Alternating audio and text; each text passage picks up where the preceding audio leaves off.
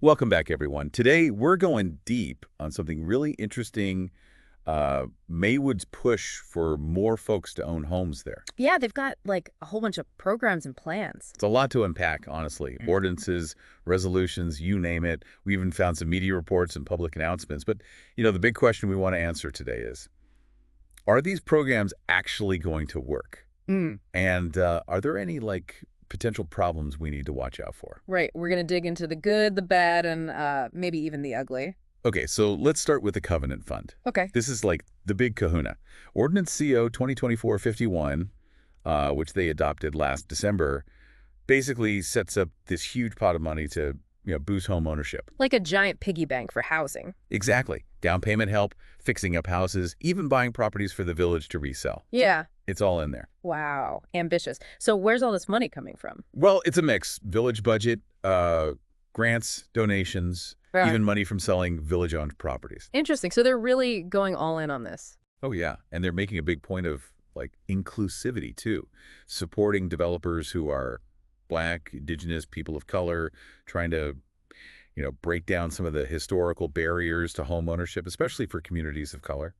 On the surface, it sounds pretty promising. Lots of potential there. Yeah, we'll see. Now let's move on to the Oak Park Regional Housing Center, or OPRHC. Okay. This is where things get a little more complicated. I was going to say, we just skimmed over the questions and concerns section, and there are already some red flags popping up. Right. Resolution R 2024-55, also from December, outlines this whole partnership with OPRHC. They're supposed to be doing, everything. Yeah. Counseling, connecting folks with banks, down payment assistance, the whole 9 yards. One-stop shop for wannabe homeowners. Sounds pretty good. Yeah, in theory. They even got an office in a village building, supposed to be open 1 day a week. Nice. Convenient for residents. But here's the thing. They were supposed to do a homeownership workshop, right away, first quarter of 2025. The agreement says Maywood's paying them $30,000 every quarter. Plus, get this, an extra $2,500 for every house sold through their program. Whoa, that adds up fast. Especially considering what we know about OPRHC's current financial situation. You're talking about those articles in the Wednesday Journal from last year.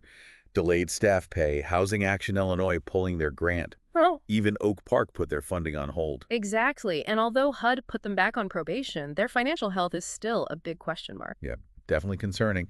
And yet here we are, Maywood signing this huge agreement with them. What's even weirder is you go to OPRHC's website, Yeah. .crickets. Nothing about this Maywood program. No press releases, no announcements, nada. That's really strange, especially because they already run that West Cook Homeownership Center in Maywood, right? You'd think they'd be shouting this new deal from the rooftops. Right. Makes you wonder what's really going on. Big time. This whole thing is already raising way more questions than answers. Okay, let's move on to the Solomon Group. Resolution R 2024-53, also from last December, sets up this deal where they advise Maywood on, buying real estate. Okay, sounds straightforward enough. So who are these guys? Well, that's where things get interesting. The agreement's dated November 15th, 2024, signed by some guy named Robert Johnson, partner. All right, so far so good. Except, get this, C. Everett Wallace, the guy listed as managing partner of the Solomon Group, passed away in 2016. Wait, hold on. You're saying Maywood made a deal with a company whose managing partner has been dead for almost 10 years? Yep, you heard that right. Wow. That raises some huge GE red flags. How do you even miss something like that? What does that say about the village's due diligence? Right. It's just bizarre. And it makes you wonder, what else are they missing? What else is buried in all these agreements? Exactly. This is just the tip of the iceberg. Well, folks, buckle up, because we're just getting started. I mean, you'd think before they sign on the dotted line for that kind of money, the village board would want to, hear from OPRHC directly, get their plan, ask questions. Right, show us what you got. Exactly. But it seems like decisions are being made, I don't know, behind closed doors, no input from the community. And this lack of transparency, this whole we'll decide for you vibe, that's a recurring theme with Maywood's homeownership push. Yeah, it really makes you question, who are these programs actually for? Are they for the residents? Yeah. Or is there something else going on? It just erodes trust, 100%.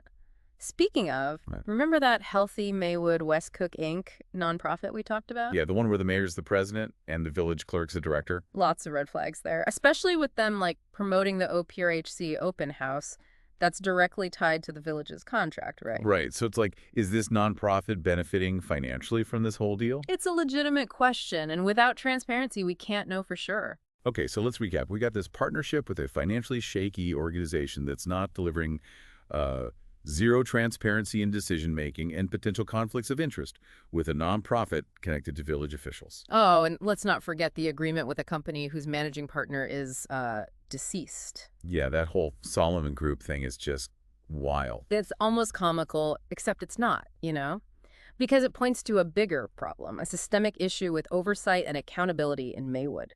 So what can residents do? How do they hold their elected officials' feet to the fire? Well, for starters, they got asked the tough questions, like, did Maywood actually pay that $30,000 to OPRHC? Given everything we know, that's a huge concern. Right. And why is there no lease for OPRHC's office space? And why is the mayor, not the village manager, seemingly calling the shots on how OPRHC operates? Exactly. And most importantly, what's being done to ensure there are no conflicts of interest with that Healthy Maywood nonprofit. Those are all great questions. Like, residents deserve some straight answers. What else can they do? Push for a full, independent audit of all these agreements and contracts, demand transparency, make sure all these documents are available to the public. Right, so people can see for themselves. Exactly, and they need to show up, make their voices heard at village board meetings any other way they can. Sounds like a lot of work for folks who just want to, live in their town. It won't be easy, but it's crucial. The future of Maywood, it's housing. Yeah. It all depends on this. Okay, we've spent a lot of time on OPRHC and Solomon Group. Let's zoom out a bit. Look at the bigger picture of Maywood's whole homeownership push. Okay. This covenant fund, it sounds good, right? Inclusive, supporting BIPOC developers. Yeah. Seems like a step in the right direction. On paper, yeah. But remember, the devil's in the details. Good intentions can get derailed really fast with mismanagement, lack of transparency, all that. And we've seen a lot of that today, haven't we? Unfortunately, yes. So, while the Covenant Fund could be great, Maywood residents need to watch it like a hawk. Hold their elected officials accountable for every single step. Don't just take it at face value. Look deeper. See how it's actually playing out. Exactly.